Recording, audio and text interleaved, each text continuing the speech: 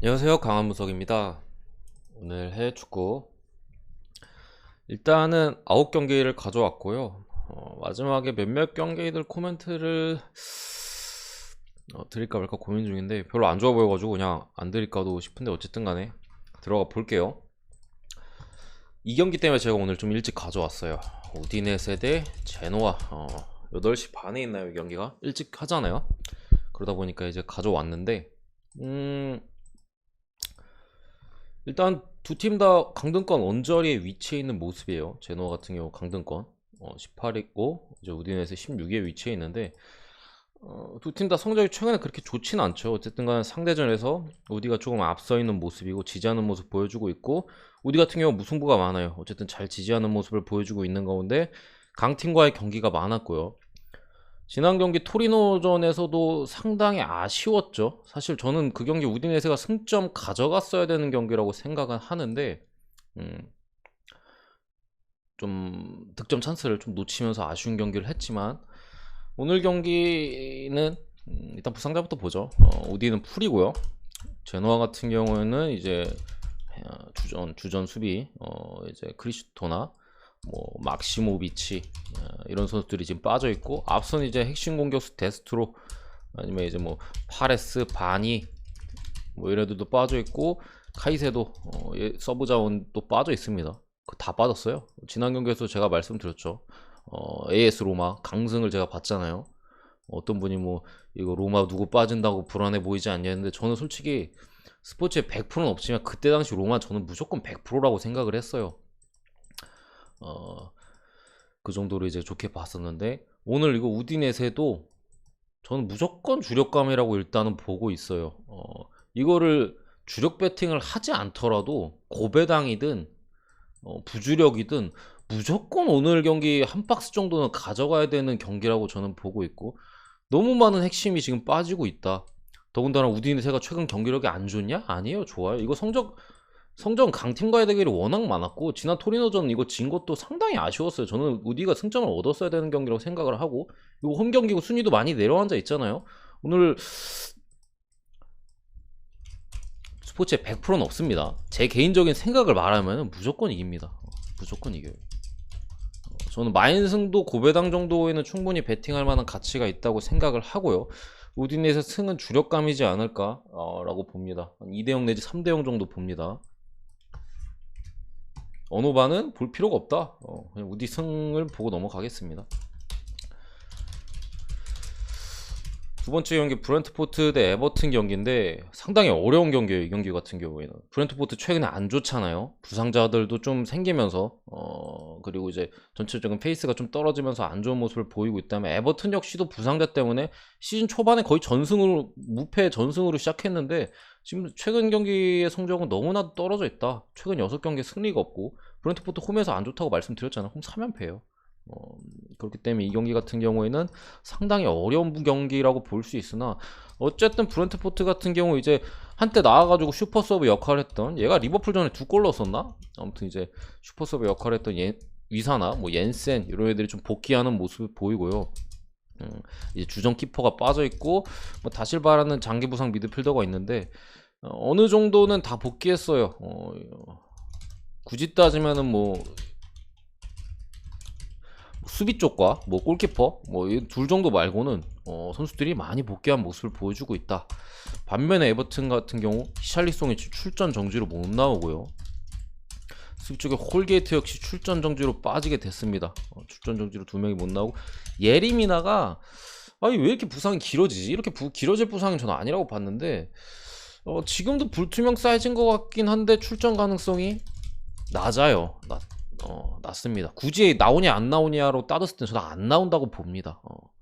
그런 상태고, 뭐 고메즈나 서브 자원이죠. 뭐 칼버트 루인 핵심 공격수, 그리고 이제 두쿠레가 부상인 가운데 그나마 좀 뛰었던 톰 데이비스까지 결장 빠진 상황이고, 뭐 그나마 두쿠레 빠진 상황에서 미드필더는 얘 하나였는데 알랑, 그레이, 두쿠레가 그래도 복귀하긴 했어요. 이 선수들이 지금 불투명에 떠 있는 상황이에요. 죄송합니다. 이 선수들이 지금 불투명에 떠 있는 상황이라서 사실 저는 이 세 선수가 나오면 에버튼이 할만하다고 보거든요. 근데 지금 불투명 사이즈라서 어떻게 알 수가 없어요. 굳이 따졌을 때는요. 뭐 해외 쪽에서 보는 바로는 알랑 출정 확률 높고요. 그레이 반반 정도 보고 두크레는 선발 가능성은 상당히 낮게 봅니다. 그런 상황에서 저는 이거는 굳이 보면은 브랜트포트 승 쪽을 보는데 이게 더 좋아 보여요. 언더가 언더 쪽이 더 좋아 보인다. 어쨌든 에버튼이 지금의 라인업으로 뭐 수비 말고는 할 게 없거든요. 수비하고 역습 때리는 거 말고는 할 게 없는데 아까 보셨듯이 뭐 더마라이 그레이라던가 뭐 이런 애들이 빠지면 그 역습의 위력마저도 좀 떨어질 수밖에 없다 라고 봤어요. 에버튼이 많이 넣어야 좀 한 골 정도로 보이고 지키는 경기를 할 가운데 브랜트포트가 또 지키는 팀 상대로는 뚫기는 쉽지 않아 보여요. 에버튼이 물론 지난 뭐 맨시티 전에 3골을 내주긴 했지만 그 전에 토트넘전이나 이런 걸 봤을 때는 뭐 수비적으로 아예 안 좋지는 않아요. 상대가 맨시티였으니까 직전 경기는 그런 사이즈를 봤을 때 결국 언더 사이즈로 갈 것이다 라고 좀 보입니다. 언더 사이즈.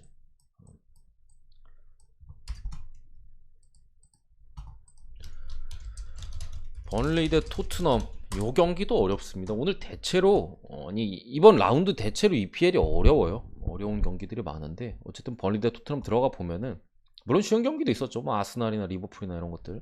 근데 어쨌든 요 경기 가 보면은 뭐 콘테가 왔죠. 토트넘 왔고 뭐 지금까지로는 감독 교체 효과가 미비하다 정도로 평가가 돼요. 일단은 뭐 유럽 대항전에서 상당히 고전하는 모습을 보여주고 있고 지난 리즈전에는 뭐 간신히 이기긴 했어요. 하지만 어쨌든 간에 불안 요소는 분명히 있는 토트넘이고 벌리 같은 경우가 최근에 어쨌든 반등을 좀 한 모습인데 저는 벌리 프렌을 노리고 있었는데 뭐, 타콥스키나 웨스트우드가 출전 정지로 빠집니다. 웨스트우드는 제가 볼 때는 벌리에서 지금 대체가 안 되는 자원이거든요. 무조건 있어야 되는 자원인데 출전 정지로 빠지게 됐고 물론 앞선의 자원들은 뭐 멀쩡해요. 우드나 이런 애들은 다 있는데 이제 수비 쪽과 미드필더 쪽에 공백이 출전 정지자가 좀 걸린다 이런 부분이 있겠고 뭐 반즈도 빠져 있고 뭐 서브 자원이 뭐 제이 로드리게스나 비드라도 불투명 정도에 떠 있다. 반면에 토트넘 같은 경우에는 이제 수비 쪽에 로메로나 미드필더의 로셀수 정도가 이제 빠질 걸로 보이는데 저는 이거 토트넘 정비 위험하다고 생각해요. 이거 갈 바에 이거 가는 게 훨씬 낫다는 생각이에요. 아니 훨씬 낫다 정도가 아니야. 그래야 된다는 생각이에요. 정배를 뭐 굳이 고른다면은. 근데 어쨌든 간에 굳이 결론을 내자면요. 어쨌든 뭐 콘테 하잖아요. 벌리 같은 경우가 최근 경기들에서 지지하는 모습을 보여주면서 반등을 거뒀고 물론 뭐 웨스트우드 같은 핵심 자원이 빠진 거 분명히 아시지만 토트넘 지금 저는 딱히 믿을만해 보이진 않는다라고 생각돼요. 콘테 같은 감독도 저는 사실 뭐 투엘 같은 애들이 왔으면 더 좀 믿겠는데 콘테는 좋은 감독은 분명 맞아. 엄청 명장인데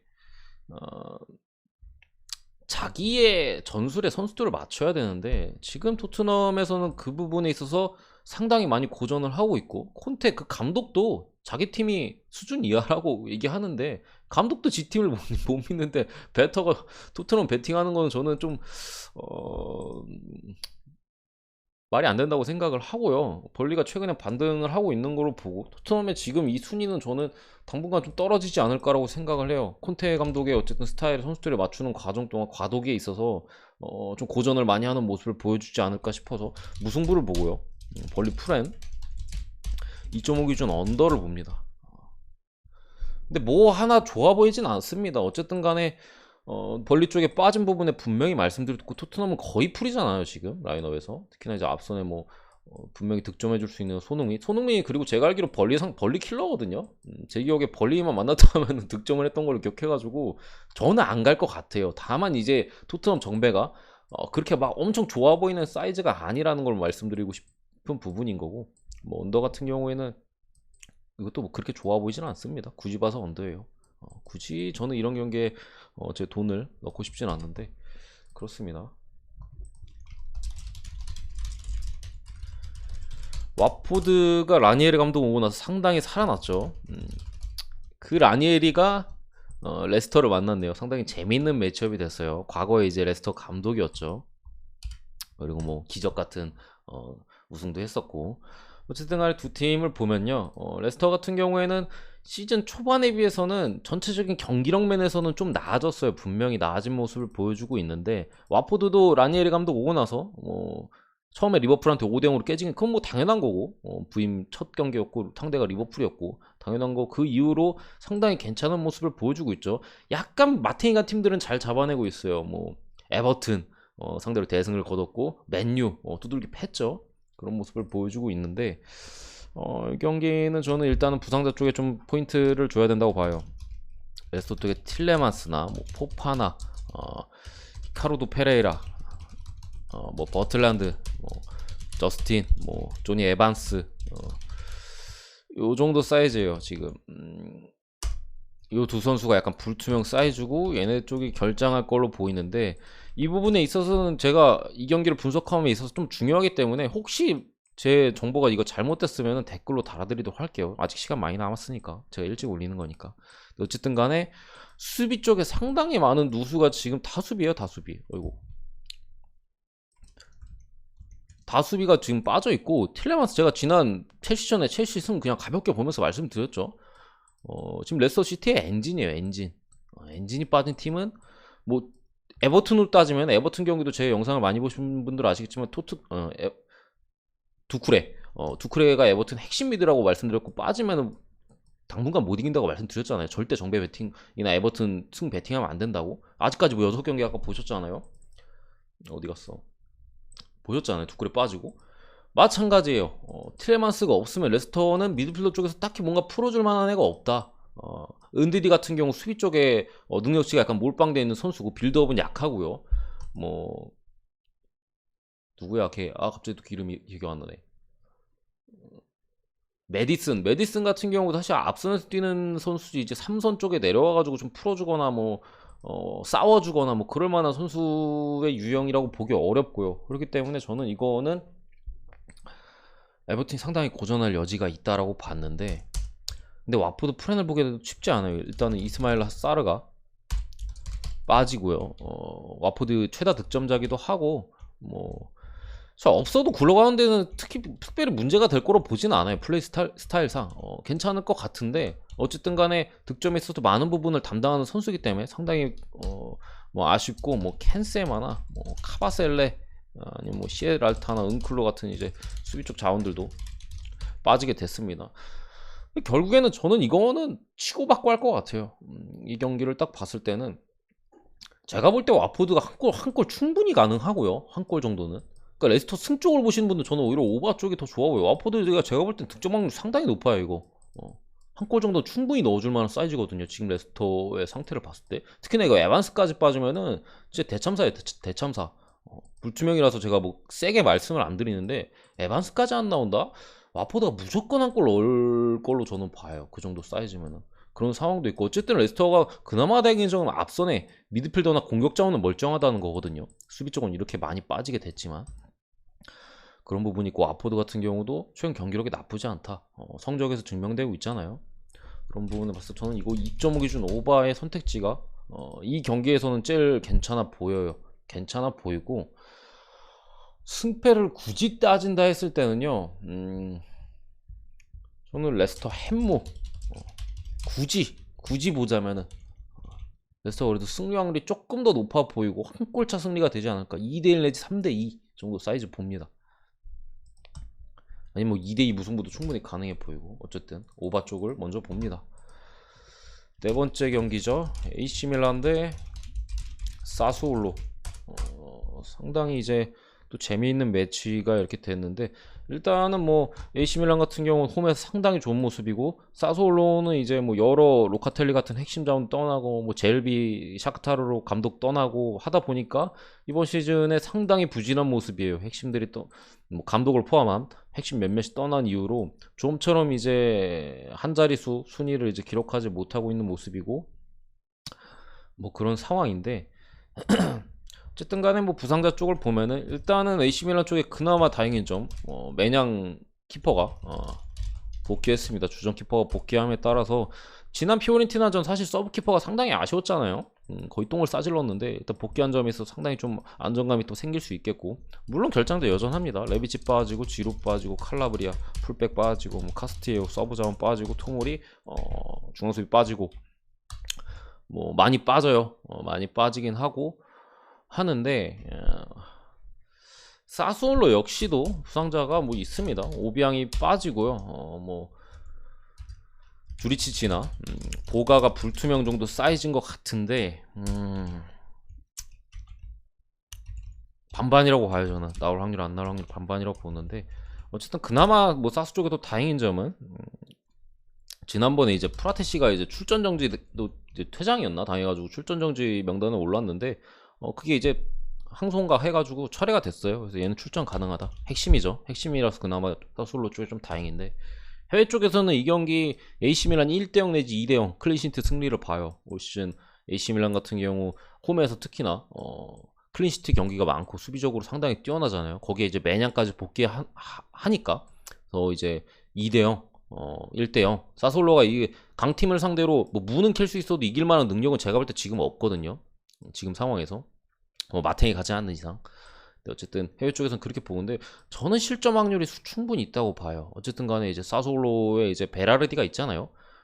이제 베라르디가 AC 밀란 상대로 상당히 강하기도 하고, 그 부분이 어쨌든 AC 밀란의 전술적인 부분과 충분히 연관되어 있어요. 어쨌든 베라르디가 뛰는 오른쪽에 이제 AC 밀란의 테오 에르난데스가 이제 풀백으로 뛰잖아요. 근데 테오 같은 경우 이제 상당히 공격적이니까 그 부분을 이제 베라르디가 많이 파고 하다 보니까 이제 AC 밀란 상대로 상당히 강한 모습을 보여주는데, 그런 부분과 연관지어서 저는 지금 사솔로 어쨌든 보여주는 공격력 면에서는 AC 밀란이 이거 실점할 확률이 적지 않다라고 생각합니다.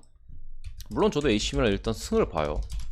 지금 사솔로 같은 경우에는 뭐 지난 시즌이었으면은 저는 상당히 오바만 보고 넘어갔겠는데, 이번 시즌 같은 경우에는 좀 아쉬운 모습 보여주고 있고, AC 밀란 같은 경우 지난 AT 원정 가서 또 이제 이기고 오면서 챔스에 대한 희망도 살렸고 팀 분위기도 한껏 오른 상황에서 좀 잡을 만한 사이즈로 보이고요. 2.5 기준 오바도 괜찮아 보입니다. 둘 다 확실하다까지는 아닌데 괜찮아 보여요. 두 선택지 다 갈만해 보여요. 둘 다.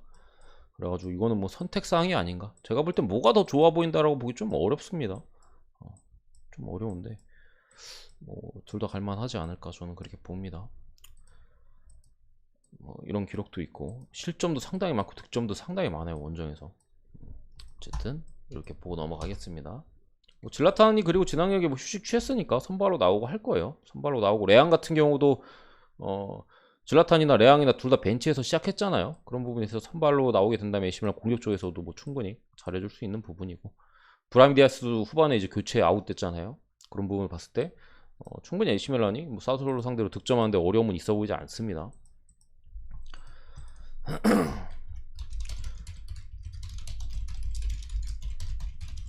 이것도 상당히 어려운 매치예요.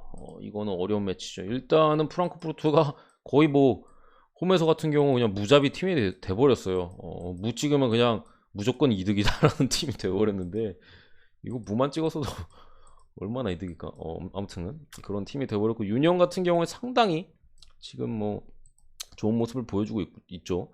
헤르타 베를린 같은 경우가 조금 헤매는 가운데 유니온은 좋은 모습을 보여주고 있는데, 이번 시즌 2패밖에 없는데 그 2패가 한 번은 도르트문트, 한 번은 바이에른 뮌헨이에요. 그러니까 질 경기 빼고는 안 졌다라고 보면 되는 건데, 양 팀이 거의 풀라인업이에요. 둘 다 거의 풀인 상태고, 둘 다 이제 주중 경기가 있었죠. 유니온 베를린 같은 경우는 이스라엘이었나? 이스라엘 아마 맞을 거예요. 이스라엘 원정을 갔다 왔고, 프랑크푸르트는 이제 홈에서 경기를 했었는데, 뭐 주전들을 프랑크는 거의 풀라인업을 내세웠고요. 유니온 같은 경우에는 한 1.3에서 5군 사이를 내보냈고 주전들을 한 60분대에 빼줬어요. 뭐 그렇다 하더라도 일단은 프랑크는 홈이었고 유니온은 원정이었기 때문에 뭐 유니온 쪽에 체력적으로 낮다 보기는 또 어렵습니다. 프랑크는 홈이고 경기 끝나고 집 가서 푹 씻고 그냥 샤워 한번 뜨끈한 물에 씻고 잤을 거예요. 유니온 이제 비행기 타고 날라오는 거고. 그렇기 때문에 뭐 일찍 교체했다 한들 뭐 체력적으로 좋아 보이는 사이즈는 아닌데, 어쨌든 저는 이거 2.5 기준 오바를 먼저 봅니다. 오바를 먼저 보고 유니언이 어쨌든 원정에서 실점이 상당히 많은 점과 프랑크푸르트가 그래도 조금씩 올라오고 있다고 저는 생각해요. 폼 자체가 시즌 초반에 상당히 이제 거의 못 이겼잖아요. 근데 점점 올라오는 사이즈로 보이고 홈 경기기도 하고 뭐 코스티치를 앞선 코스티치를 중심으로 충분히 득점할 가능성이 높아 보이고 유니온도 마찬가지예요. 일단 뭐 막시 크루제 같은 경우가 프랑크푸르트 거의 킬러고 이제 또 젊은 공격수 걔 또 이름이 기억 안 나네. 이름 갑자기 기억 안 나네. 아무튼 그 선수가 상당히 이제 앞선에서 득점 역면에서 좋은 모습을 보여주고 있고 특히나 양팀 다 전력 누수가 없기 때문에 저는 오바 쪽이 조금 더 좋아 보이고 승패가 어려워서 오바가 좋아 보이는 거예요. 2대1인 한 팀이 제가 볼 땐 2대1 정도로 이길 확률이 높아 보이는데 그게 어느 팀이 될지는 좀 쉽지 않아. 결국 1대1 균형을 맞춘 상태에서 한 골을 넣는 팀이 저는 이긴다고 보거든요. 그러니까 그런 사이즈를 봤을 때는 오바 쪽이 좋아 보이는데 뭐 굳이 승패로 따졌을 때는 저는 그래도 유니온 베를린 프렌을 보는 게 맞다는 생각이 듭니다. 근데 제가 만약에 뭐이 경기를 확실히 건든다 이런 건 아니에요.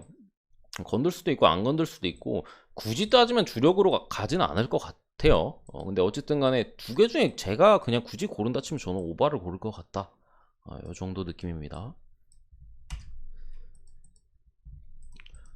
어이고 또 빅매치가 왔네요. 첼시 대 맨유. 상당히 재미있는 매치업이 또 이제 오늘 해축이 좀 재밌는 매치업이 많아요.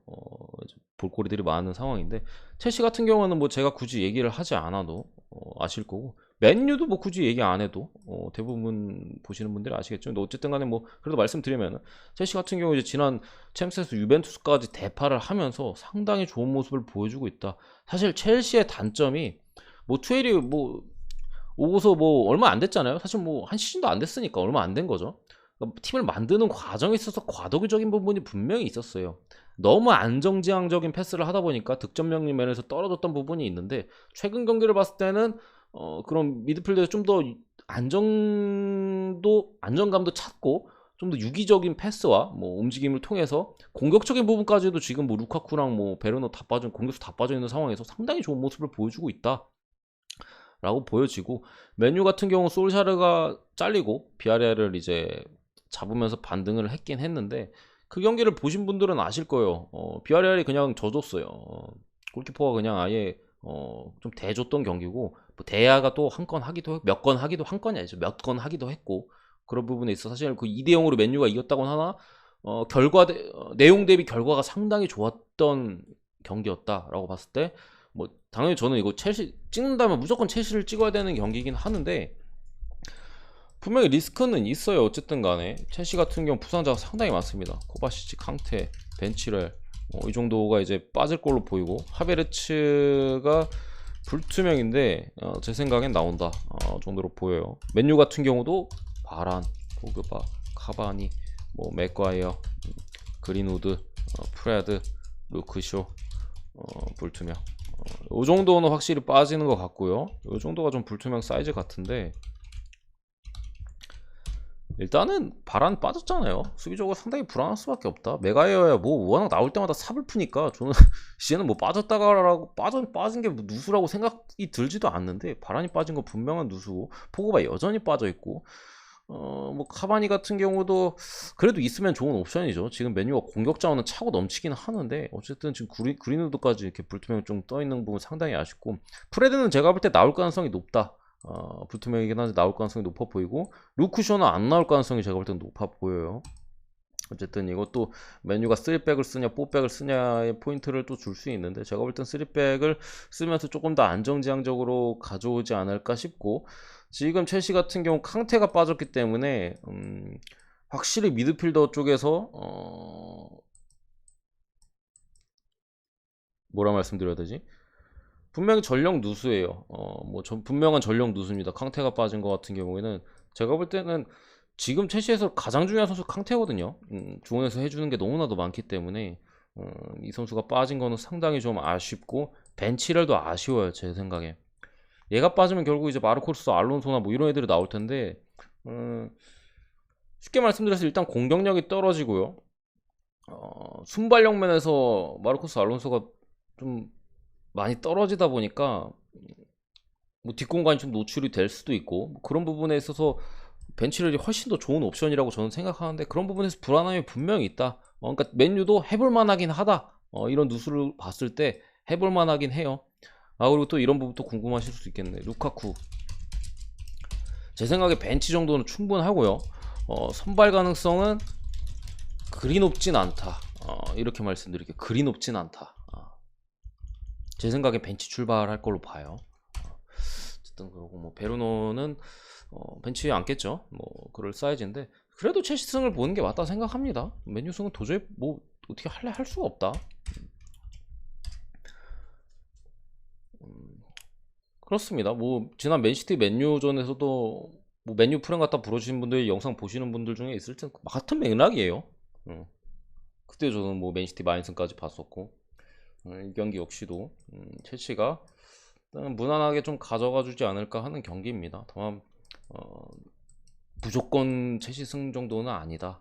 불안 요소 정도로 그래도 말씀드린 혹시나 여기에 인생 올인하시는 분이 있을까 말씀드린 거예요. 맨유가 요즘 너무 안 좋고 첼시가 요즘 너무 좋으니까 그 정도까지는 아니라고 그냥 의도를 말씀드리고 넘어갈 걸 그랬네. 어쨌든 그렇고요.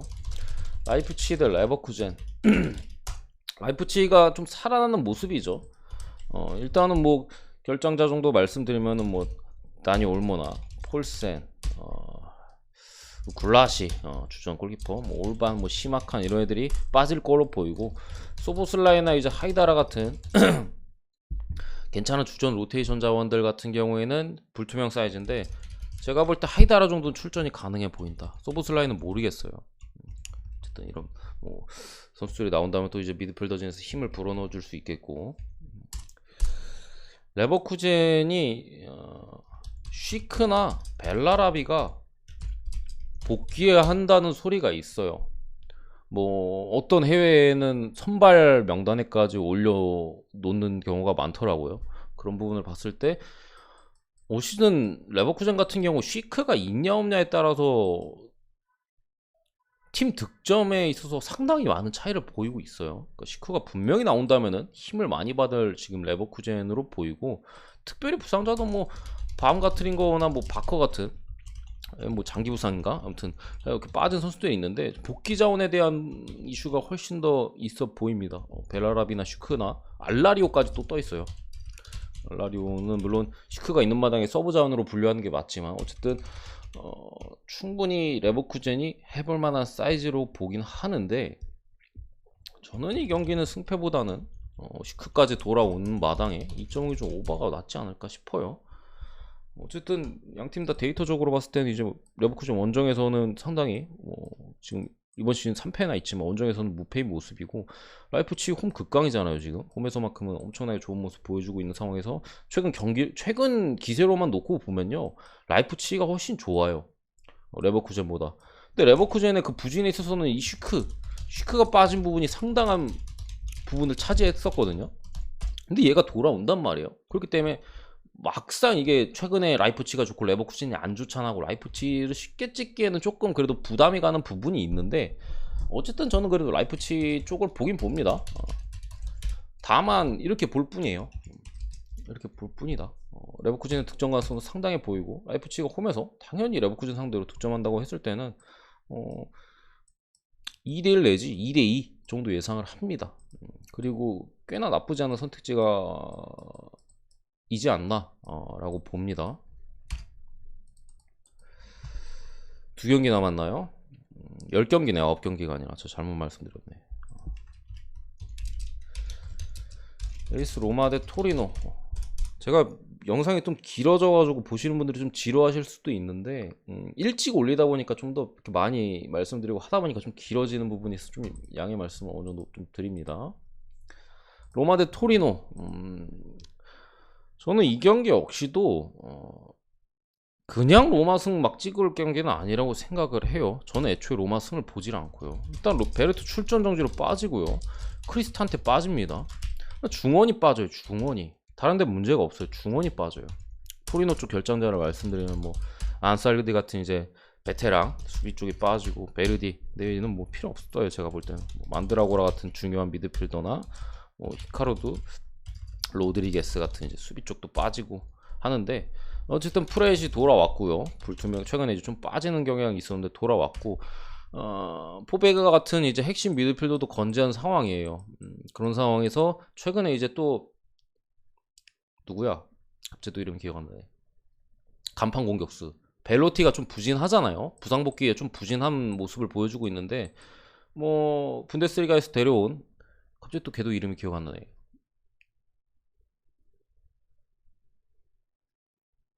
누구지? 갑자기 이름이 기억 안 나네. 아무튼 여러 선수들이 그 득점 부분에 있어서 좀 덜어주고 있습니다. 좀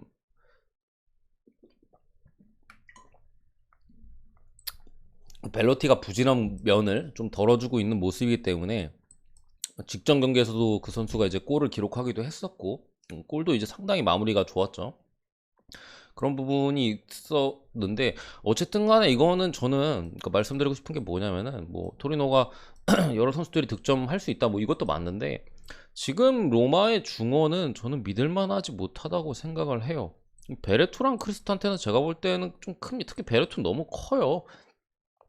중원에서 있어서 이때 연결고리와 이제 핵심 역할을 해주고 이 선수가 이제 전술적으로도 로마에 상당히 중요한 선수거든요. 없어서는 안 될 선수예요. 그때문에 빠지게 된다면은 중원에서 어떻게 조합을 가져갈지는 모르겠는데 아무래도 이제 펠레그린이나 얘는 물론 엄청 잘합니다. 기술적으로 상당히 좋은 선수죠. 펠레그린이랑 뭐 잠비아인가 거기 미드필더 한 명 있었는데 걔 젊고 유망하네. 아무튼 그 선수가 나올 걸로 보이는데 경기 뛰는 거 한두 번 봤는데 안정감 면에서 좀 떨어지는 부분이 분명히 있어요. 그 선수 같은 경우 재능 면에서 뭐 의심할 여지가 없이 좋은 재능이나 확실히 이제 또 싸워줄 만한 이런 미드필더들이 빠졌을 때 토리노가 잠그고 강한 압박을 했을 때 로마의 미드필더들이 얼마나 좀 볼을 깔끔하게 안전하게 운반을 해줄 수 있느냐라고 봤을 때 분명히 의심의 여지가 있다.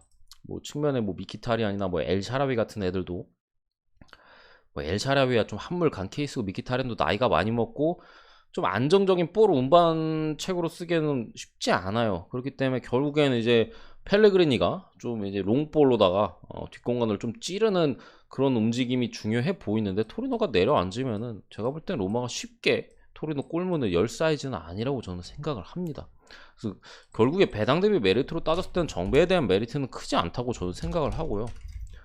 무승부 2.5 기준 언더 봅니다. 토리노 프레는 안 봐요.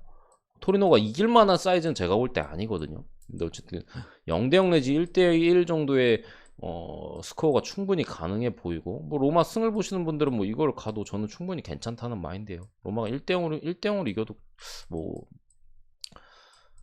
그럴만해 보이거든요. 어쨌든 저는 이 경기는 고배당을 노리시는 분들의 경기가 아닌가.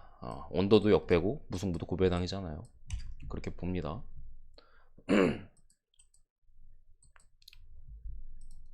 이거를 빼먹었네 제가. 잠시만요. 이걸 빼먹었네. 이거 나폴리 대 라치오인데 10번째 경기 이거는 제가 작성을 안 했네요. 나폴리 대 라치오인데 이 경기는 저는 상당히 어려워요.